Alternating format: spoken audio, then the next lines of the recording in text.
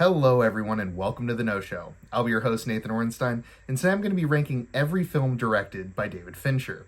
In my opinion, David Fincher is one of the very best filmmakers of the past 3 decades, and he also happens to be my favorite director of all time.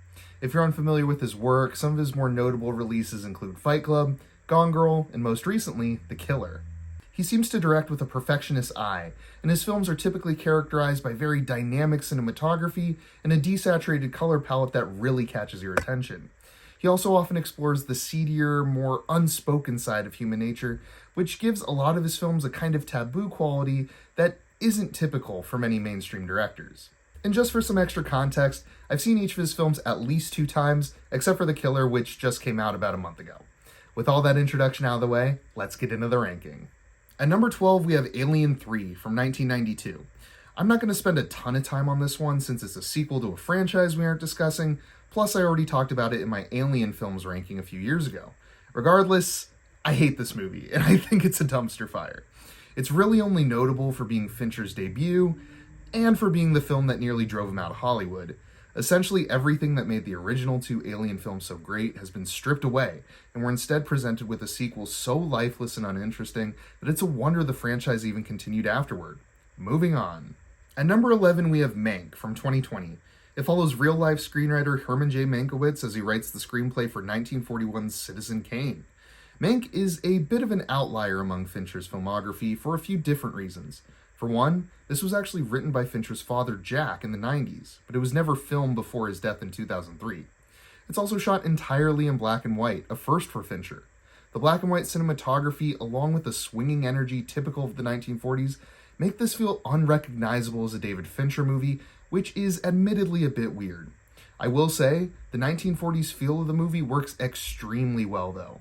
The set design and the costumes are fantastic, and the score and editing really bring everything together. We also get some pretty great performances, with Amanda Seyfried being the standout here in my opinion. The biggest flaw with Mank though, and trust me, this is a big flaw, is that it's boring. Like, excruciatingly boring.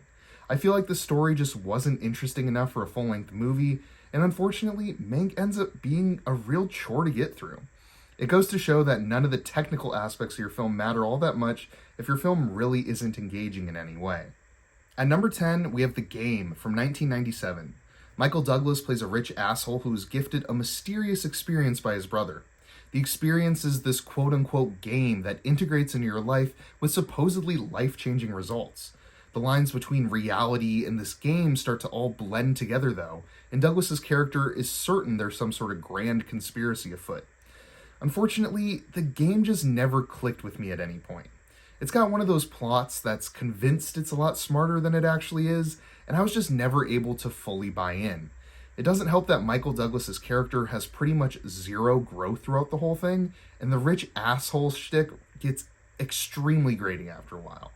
The Kafkaesque nature of the plot is certainly interesting on paper, but it just doesn't really work when the protagonist is as unlikable as he is here. I know a lot of people really like this one and consider it a bit of an underrated gem, but for me, it ranks among Fincher's worst. At number 9, we have Panic Room from 2002. Panic Room is the first movie on this list I would consider good, and with that, the first I'd recommend. It's a very simple concept. Jodie Foster and her daughter, a young Kristen Stewart, move into a brownstone in New York. A group of robbers, thinking the place is still vacant, attempt to rob the place, and Foster and Stewart have to hide in the building's panic room. Unfortunately, what the robbers want is actually in the panic room, and now we've got a movie.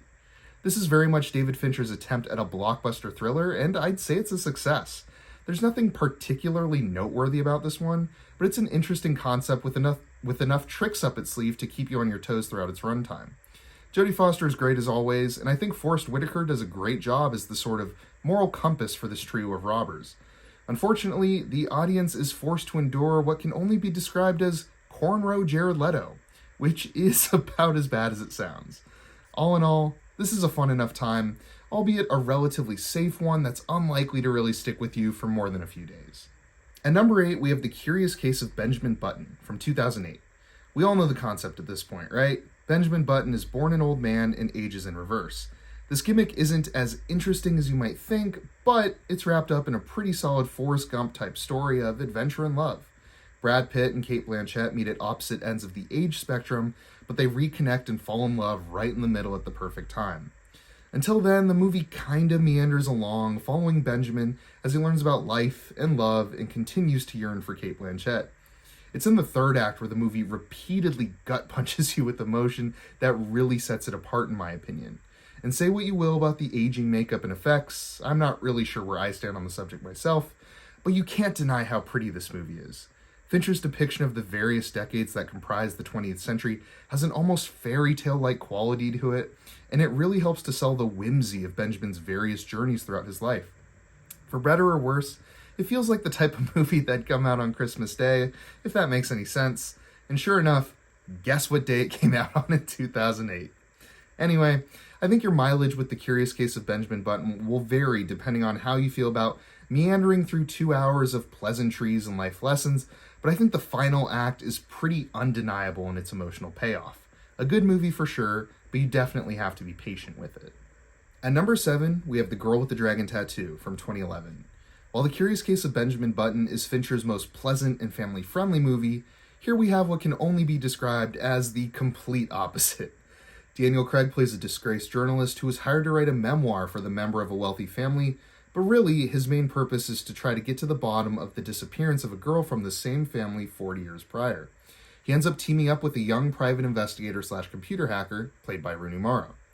The Girl with the Dragon Tattoo is a cold, cold movie, taking place mostly on a snowy, isolated island in Sweden, featuring Fincher's trademark washed-out blues and grays, and a jagged soundtrack from frequent collaborators Trent Reznor and Atticus Ross. The atmosphere is incredible, and this coldness is reflected in the performances across the board as well. It is not a pleasant film by any means, and I'll spare you the details of some of the more intense moments of the plot. But it's a great film, and one of Fincher's best directed. For me, the issues I have with this movie simply come down to the story. It is dense, and it's easy to get lost in the sea of names and faces that pass by at breakneck speed. It's also a long movie, nearly his longest, and while it doesn't get boring at all, the story feels like it reaches past its natural conclusion, and the final 30 or so minutes of this thing feel like they shouldn't have been there, in my opinion at least. This is still an awesome film though, and one of his more overlooked ones, so give it a shot if you haven't. At number 6, we have The Killer from just this past month in 2023. While it's not as dark content-wise, and it isn't set in a snowy environment, this is every bit as cold as The Girl with the Dragon Tattoo. It stars Michael Fassbender as a perfectionist assassin, who almost seems to reflect Fincher himself. And this perfectionist character fits right into the stark world of a Fincher-directed film. Of course, the movie kicks off with him missing a shot and going on the run from his employers, but that perfectionist mentality is still there. We get a lot of almost ASMR-style narration from Fassbender as he talks us through his thought process, and I personally think it goes hand in hand with Fincher's style here. The film has a sort of minimalist nature to it in terms of story and spectacle, instead relying heavily on Fincher's typical style of tracking cinematography, his typical desaturated color palette, an incredible soundtrack from Reznor and Ross, and a cold-as-ice performance from Fassbender. I can see this being a little too bare bones for some, as it follows a very simple plot that really lacks much depth at all, but to me, it's the hypnotic nature of everything going on here that sucked me in. I did think the end was a bit too abrupt and not super satisfying, but I really did love just about everything else about this. Maybe this ranking is too high and won't age as well on a rewatch, but for now, The Killer barely cracks the top half of this list. At number 5, we have Gone Girl from 2014. From here on out, all these movies are absolutely incredible, and I couldn't recommend any of them enough. Back to Gone Girl, though. This is the story of a bad husband, played by Ben Affleck, whose wife, played by Rosamund Pike, disappears on their 5th wedding anniversary, and Affleck quickly becomes the prime suspect. Gone Girl is one of those movies that is constantly twisting and turning at every corner, but it never feels like it's too much, and it always stays just inside the realm of possibility. In terms of pure entertainment, this might be Fincher's most fun film to watch, as it spirals into this web of who did what, and who went where, and who believes who. We've got this weird cat and mouse dynamic between a failing husband and wife that aren't good people at all, and it's got this morbid sense of almost rooting for them both to fail. Ben Affleck is perfectly cast, but it's Rosamund Pike who delivers what is probably my pick for best performance to ever grace a Fincher film. Her turn as Amy Dunn has so many layers, and she sucks you in with each one of them. Like I said, this is just an incredible time, and the only reason it's this low on the list is because the competition is ridiculous. At number 4, we have Fight Club from 1999. Despite being a commercial flop when it was first released, Fight Club has developed an almost rabid cult following, and it's become what is probably considered Fincher's most popular film to date. This is a hard one to describe without spoiling anything, so I'll just say that an unsatisfied office worker, played by Edward Norton, meets an eccentric soap maker, played by Brad Pitt, and they start a fight club in an attempt to add some needed flavor to their lives. Things, of course, aren't that simple, but I'll leave it there. Fight Club is just an insane, over-the-top film that never slows down for a second and never ceases to throw new things at you as a viewer. It's like you're watching Edward Norton's life devolve into a fever dream, but it's the layers in this chaos that really make this such an interesting watch. On one hand, it's grimy and violent and seems to invite you to join in on the fun. On the other hand, it's a mind-bending and contemplative cautionary tale that seems to wrestle with all aspects of the human experience, from toxic masculinity to the constant push for consumerism. I most appreciate Fight Club because you can watch it in any variety of moods and kind of have a different takeaway every time you watch it. It's multifaceted, it's wild, and above all else, it's another of Fincher's films that's just an incredible time. At number 3, we have Seven from 1995. From the first time I watched it years and years ago, Seven has actually been my favorite movie of all time. I clearly don't think it's his best, but I also have a deep love for this film. That being said, this is Fincher at his most nihilistic and most unpleasant. It's about a detective on his very last case, played by Morgan Freeman, who works with a rookie detective, played by Brad Pitt, to catch a serial killer whose kills appear to follow the 7 deadly sins. It's another grimy 90s-era Fincher film equipped with horrific imagery, constant rain, and a biting industrial soundtrack that even predates his work with the Nine Inch Nails boys. On its own, the plot of Seven is consistently interesting, and the idea of a serial killer following the 7 deadly sins is both exciting and terrifying. Many even call this a horror movie, although I'm not sure I'd personally agree with that. But it's really the simple and real depictions of these different characters and the questions they leave you with about human nature that elevate this film to another level. It's a movie that sticks with you whether you want it to or not, and the affecting nature of Seven is what immediately caused me to recognize it as an all-timer. At number 2, we have Zodiac from 2007.